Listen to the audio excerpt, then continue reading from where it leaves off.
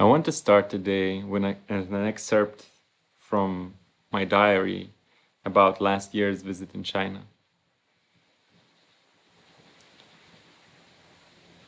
This visit in China kick-started an enormous change in me.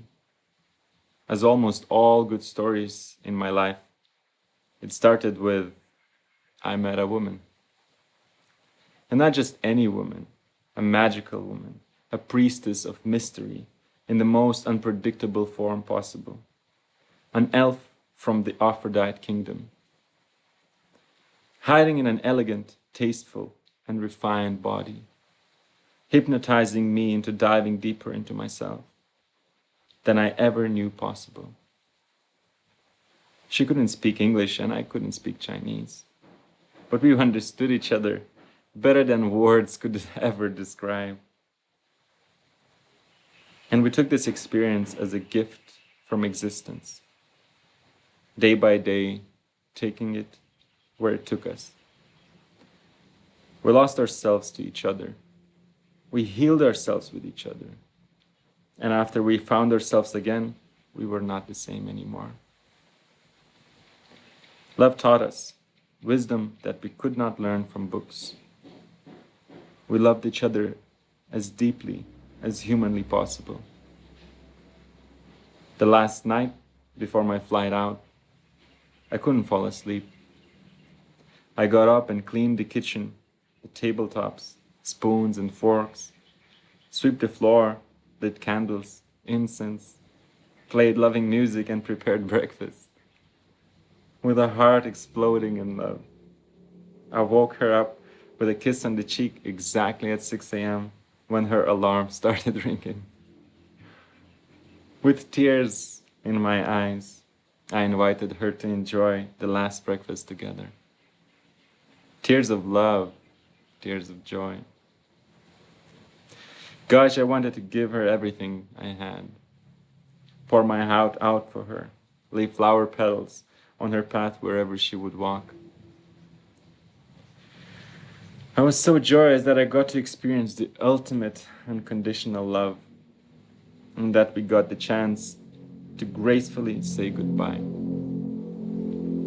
to thank each other and the existence for this experience. I never saw her again, but the legacy lives in me.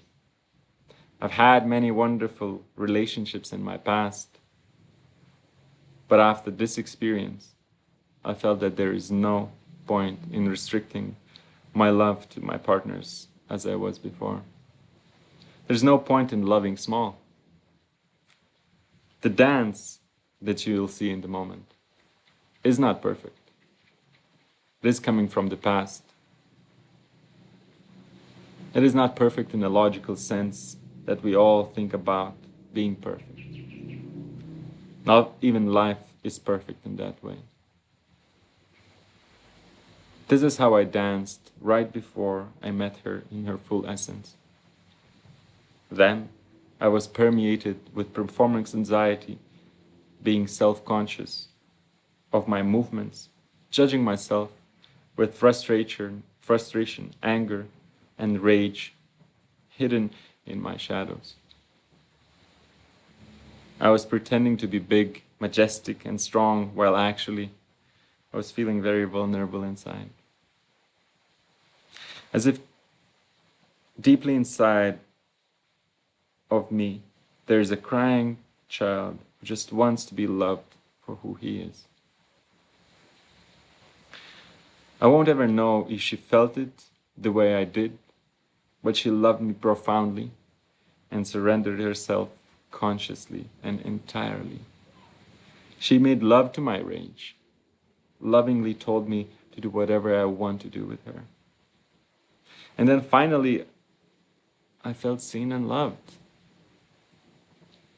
It dawned on me that I don't want to be rough for her and fuck her into pain. I want to release all that anger, that burden from my subconscious.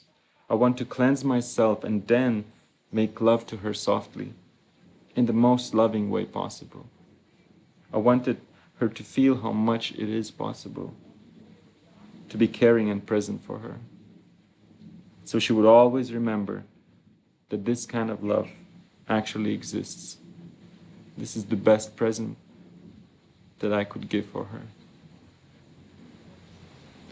And even movies often misinterpret the majesty of that kind of love. Once I made love to her in my full essence, I stopped seeing the point to make love in a lesser way ever again. I hope you can understand me, and I hope you'll enjoy the dance of the past, of anger, frustration, and being lost.